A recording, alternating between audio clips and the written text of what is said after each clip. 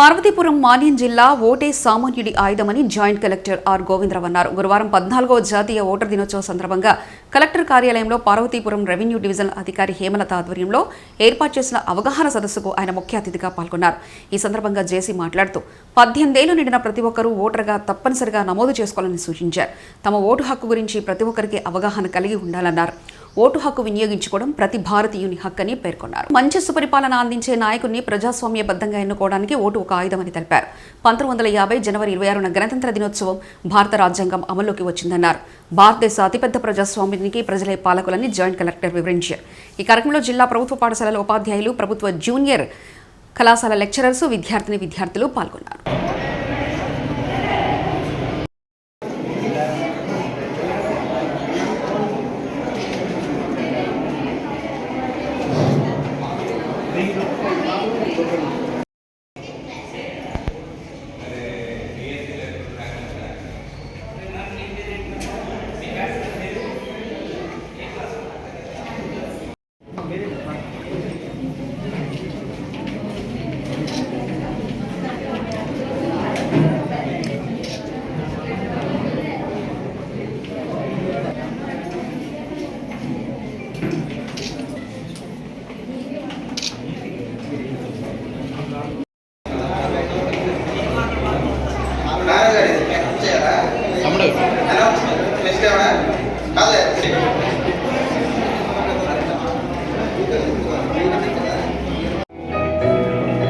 Very warm greetings to all voters on the momentous occasion of the 14th National Voters' Day.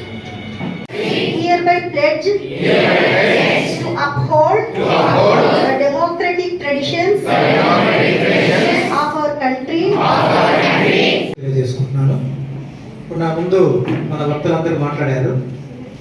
మనందరికీ తెలుసు, భారతదేశం అతిపెద్ద ప్రజాస్వామ్య దేశం. ప్రజాస్వామ్యంలో ప్రజలే పాలకులు, పాలితులు. అబ్రహాం లింకన్ చెప్పినట్లు democracy is the people, for the people, by the people. అంటే ప్రజాస్వామ్యం ప్రజల కొరకు, ప్రజల చేత ఎన్నుకోబడిన ప్రభుత్వం అనేది ఉంటుంది. ఇక్కడ ప్రజాస్వామ్యంలో అతి కీలకమైనది ఏంటంటే ఓటు హక్కు. ఇది చాలా ఇంపార్టెంట్. ప్రజాస్వామ్యం విజయవంతం కావాలి అంటే అందరం నా ముందు డిఆర్ఓ గారు చెప్పినట్లు ఓటర్గా నమోదవ్వాలి. 18 సంవత్సరాల వయసు నిండిన వాళ్ళు ఎటువంటి ఎన్నికలు వచ్చినా భవిష్యత్తులో, అది శాసనసభ ఎన్నిక అవని, పార్లమెంట్ ఎన్నిక అవని, అంటే మన ఎంపీటీసీ, జెడ్పీటీసీ, స్థానిక సంస్థల ఎన్నికలు అవని, ఏ ఎన్నిక వచ్చినా ఎన్నికల్లో మనకి ఎన్ని పనులు ఉన్నప్పటికీ ఎన్నికల్లో మనం క్యూ లైన్లో నిల్చొని నిర్భయంగా, నిష్పక్షపాతంగా ఓటు హక్కుని వినియోగించుకోవాల్సిన అవసరం ఉంటుంది. మనం ఓటు హక్కుని వినియోగించుకున్నప్పుడు మాత్రమే ప్రజాస్వామ్యం భారతదేశంలో విజయవంతం అవడానికి అవకాశాలు అనేవి ఉంటాయి. ఇప్పుడు 1950 మనకి అప్పుడు బ్రిటిష్ వాళ్ళు సుమారు 250 సంవత్సరాలు, 300 సంవత్సరాలు భారతదేశాన్ని పరిపాలించి భారతదేశ ప్రజలు అనేక ఇబ్బందులకు గురి చేస్తే జాతీయ స్వాతంత్రోద్యమ నాయకుల కృషి ఫలితంగా భారతదేశానికి 1947 ఆగస్టు 15న స్వాతంత్ర్యం అనేది వచ్చింది.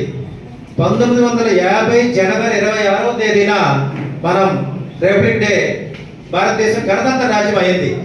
దానికి 2 రోజులు, ఒక రోజు ముందు 1950 జనవరి 25వ తేదీన భారత ఎన్నికల సంఘం ఆర్టికల్ 324 ప్రకారం ఎన్నికల సంఘం అనేది స్థాపించబడింది.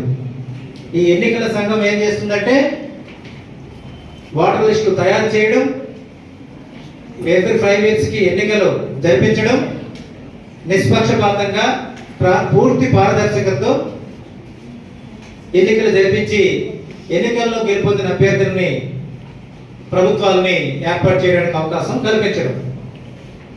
ఇక్కడ మనం ఒకటే గుర్తుపెట్టుకోవాలి, ఇప్పుడు అందరూ ఇక్కడ చిన్నపిల్లలు ఎక్కువ మంది వచ్చారు. ఓకే, మీరు కూడా కొద్ది రోజుల్లో ఓటు హక్కుని వినియోగించుకోబోతున్నారు. అంటే మీకు 18 సంవత్సరాలు అయింది అనుకోండి, మీరు ఓటర్గా నమోదవుతారు, ఓటు హక్కుని వినియోగించుకోవాల్సిన అవసరం ఉంటుంది. కానీ ఇప్పుడు మీరు ఇంటికి వెళ్ళిన తర్వాత మీ అమ్మ, మీ నాన్న, మీ అక్క, మీ అన్నయ్య, మీ బాబాయ్